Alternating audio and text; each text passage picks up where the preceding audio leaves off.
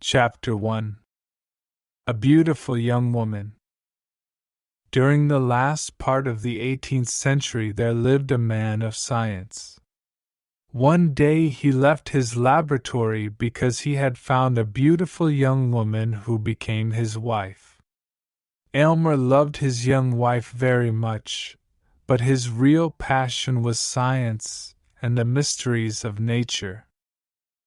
One day, very soon after their marriage, Aylmer stared at his wife with a worried expression. "Georgiana," he said, "did you know that the mark on your cheek can be eliminated?" "No, I didn't," she said, smiling. "People have called it a charm, and I believed it. Perhaps on another face it could be a charm, but not on yours. No, dearest Georgiana, your beauty is almost perfect. But I hate that birthmark." "You hate it!" exclaimed Georgiana, who started crying. "Then why did you marry me? You cannot love me if you hate my birthmark." In the center of Georgiana's left cheek there was a strange red mark. It had the shape of a very tiny human hand. In the past young men had liked the tiny hand. They said a fairy had put her tiny hand on her beautiful cheek. Some envious young women said that it destroyed Georgiana's beauty. Before their marriage Aylmer did not think about the birthmark. But now it had become a frightening obsession. Georgiana's beauty was almost perfect, and he could not tolerate this defect. It was an imperfection of nature. It was nature's way of showing that we are only mortals. Their happiness was ruined by this birthmark. When Aylmer woke up in the morning and opened his eyes, the first thing he saw was Georgiana's crimson mark. When they sat together by the fire in the evening, his eyes always looked at the birthmark on Georgiana's cheek. It was the mark of her imperfection. Georgiana shuddered when Aylmer looked at her. And the pink color of her cheeks turned white, and the little red hand became more evident. It looked like a red ruby on a white stone. Late one night Georgiana said, "My dear Aylmer, do you remember anything about a dream you had last night, a dream about this horrible little hand?" "No, I don't," replied Aylmer, who was surprised. But then he added coldly, "Maybe I did dream about it, because before sleeping I thought about the hand." "And you dreamed about it," continued Georgiana, who was almost crying. "It was a terrible dream. How can you forget it? How can you forget this sentence? It is in her heart now, and we must take it out. Do you remember the dream?" Aylmer now remembered his dream. He dreamed that he was with his servant Aminadab. He was trying to remove the red birthmark. But as his knife went deeper into the cheek, the little hand went deeper and deeper. At last the little hand caught Georgiana's heart, and Aylmer wanted to cut it away. When he remembered the dream clearly, Aylmer felt ashamed. The truth often comes out in our dreams. Until now he did not realize that the birthmark had had a terrible influence on him. "Aylmer," continued Georgiana seriously, "what can we do to eliminate this birthmark?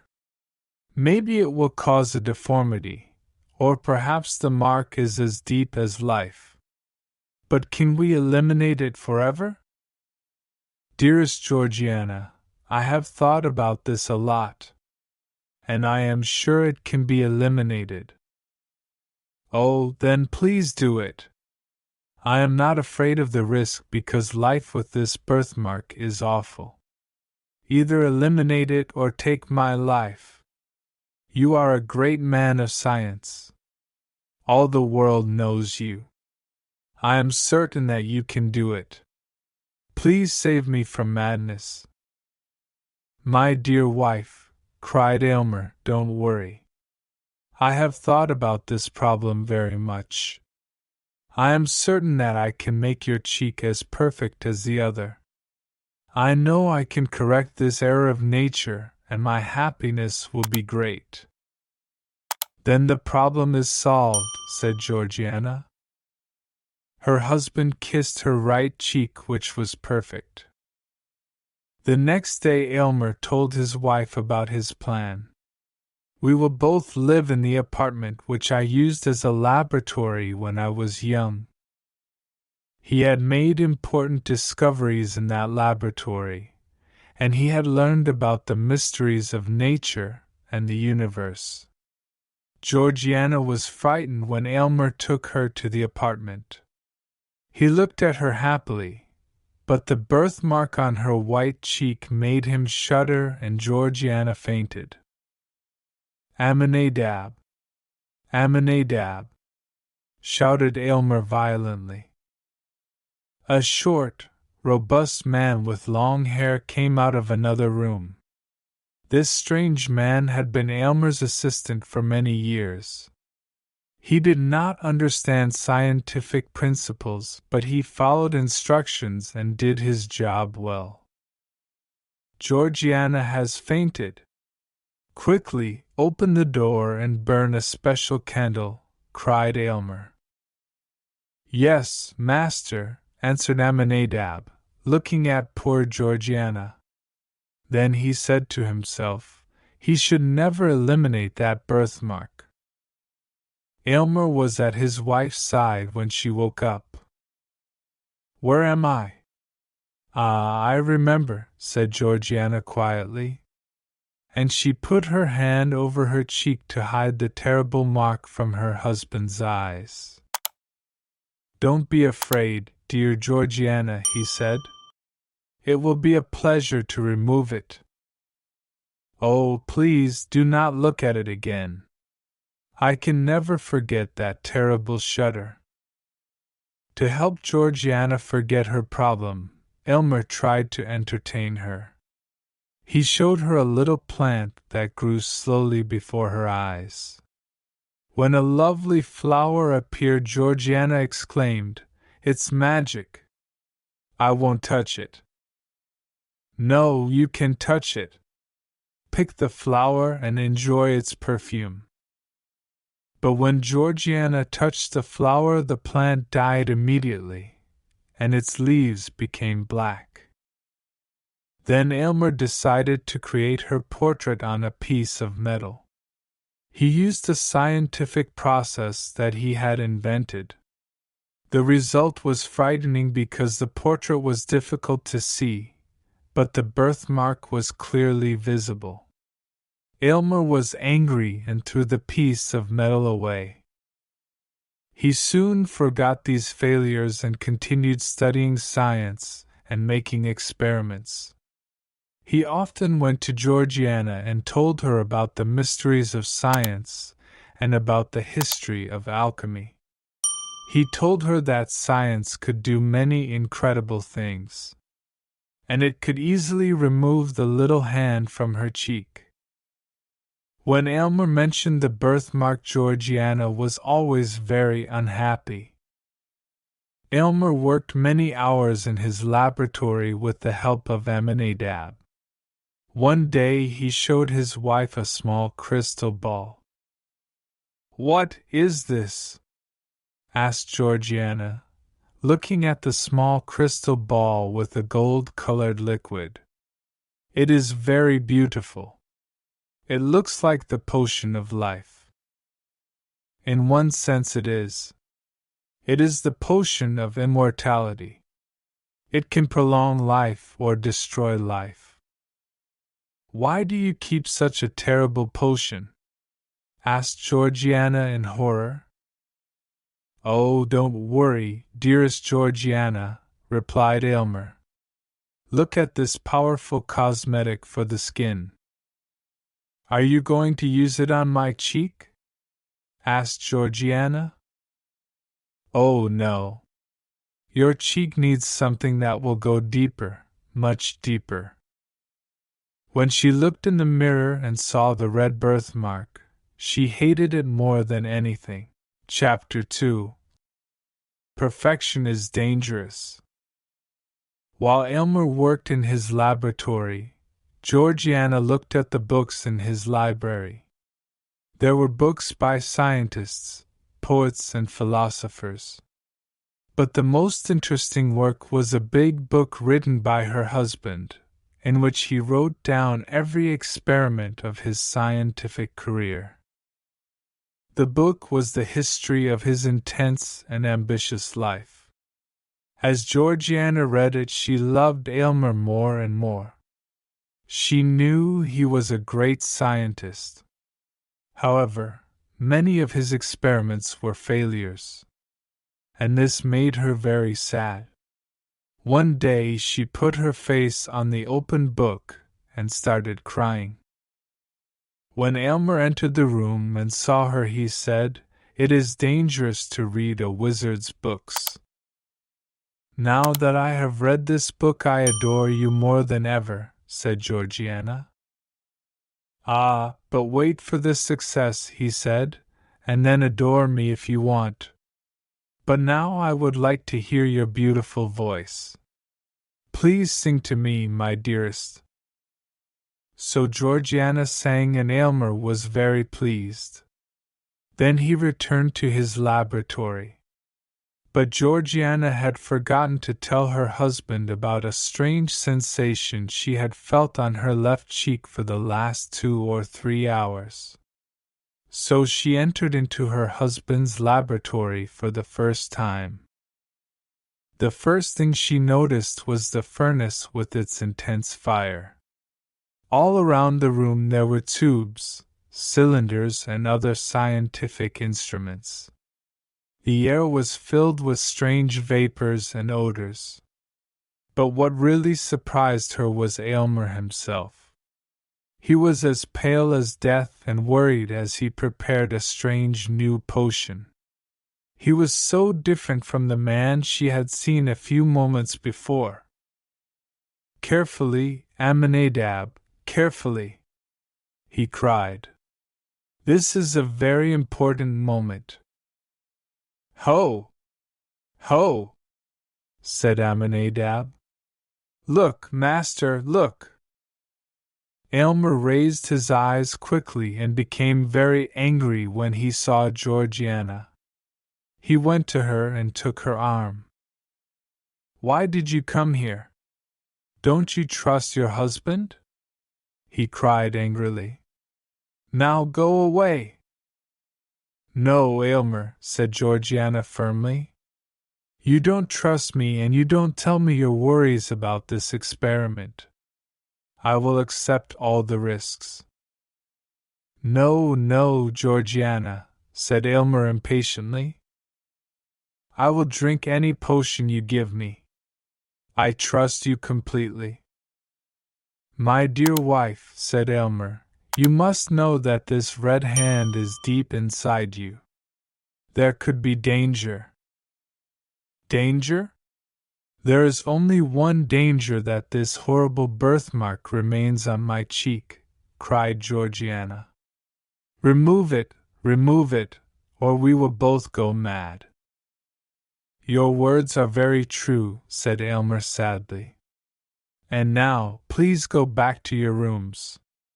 The potion will soon be tested."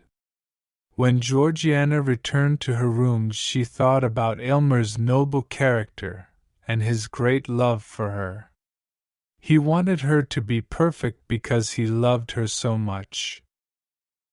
Her thoughts were interrupted by Aylmer's footsteps. He carried a glass with a bright, colorless, transparent liquid. He was pale but didn't seem worried or afraid. "This potion is perfect," he said, looking at Georgiana. "It cannot fail. My dearest Aylmer, life has become very difficult. I think death is the best solution for me." "But why do you speak of death?" The potion cannot fail. Look at its effect on this plant. Near the window there was an old geranium plant. Its leaves were yellow and ugly. Aylmer poured a small quantity of the potion in the plant. After a short time the ugly yellow leaves became green. I did not need any proof, said Georgiana quietly. I believe you. Give me the potion. I am happy to drink it. Drink then, my dearest wife. Soon your body will be as perfect as your spirit. Georgiana drank the potion and gave Aylmer the empty glass. It is like water from a magic fountain. Now, dearest Aylmer, let me sleep. She fell asleep almost immediately. Aylmer sat by her side and watched her very carefully. He often looked at the birthmark on her white cheek. At first it was very visible. Then it slowly disappeared. It's almost gone, said Aylmer to himself. Success. Success. But Georgiana is so pale. He heard his servant laugh. He too was delighted. Aylmer looked at Amminadab and said, You served me well. Heaven and earth have done their part. The experiment is a success, Amminadab. These exclamations disturbed Georgiana's sleep. She opened her eyes and looked in the mirror. She smiled weakly when she saw that the little red hand had almost disappeared. Then she looked at Aylmer. She was worried. My poor Aylmer, she said quietly. Poor? No. I am the richest and happiest man. And you are my splendid wife. Now you are perfect. My poor Aylmer, she repeated lovingly. You have done your best. Your intention was very noble, but now I am dying. It was true. The fatal hand was linked to Georgiana's life. When it disappeared, Georgiana's life disappeared too. And so she died. Aylmer had wanted perfection, but he did not realize that perfection was not part of this world. And so he lost the woman he loved and destroyed his happiness forever. Difficult words in the story. Passion. Strong and intense emotion. Aylmer loved his young wife very much, but his real passion was science. Obsession. An excessive preoccupation with something. But now it had become a frightening obsession. Imperfection. A flaw or defect, often used in the context of something that is not perfect. It was an imperfection of nature. Shudder. A sudden involuntary trembling or convulsive movement, often due to fear or anxiety. Georgiana shuddered when Aylmer looked at her. Faint. To lose consciousness briefly, usually due to a lack of oxygen to the brain. Georgiana fainted. Deformity. A physical disfigurement or abnormality. Maybe it will cause a deformity. Cosmetic. A product or treatment used to improve a person's appearance. Look at this powerful cosmetic for the skin. Prolong. To extend the duration of something. It can prolong life or destroy life. Potion. A magical or medicinal drink or mixture. It looks like the potion of life. Transparent. Allowing light to pass through so that objects on the other side can be seen clearly. Aylmer carried a glass with a bright, colorless, transparent liquid. Noble. Having high moral qualities, often associated with honor and generosity. Aylmer's noble character, and his great love for her. Geranium. A type of flowering plant. Near the window there was an old geranium plant. Exclamation. A sudden cry or expression of strong emotion. These exclamations disturbed Georgiana's sleep. Splendid. Extremely impressive, excellent, or beautiful. You are my splendid wife. Fatal. Causing death or leading to a disastrous outcome. The fatal hand was linked to Georgiana's life. Ambitious. Having a strong desire for success or achievement. The book was the history of his intense and ambitious life. Intense. Having a high degree of concentration or focus. The furnace with its intense fire. Wizard. A person who practices magic or sorcery. It is dangerous to read a wizard's books. Vapors. Gaseous substances that are visible, often associated with chemicals or fumes. The air was filled with strange vapors and odors.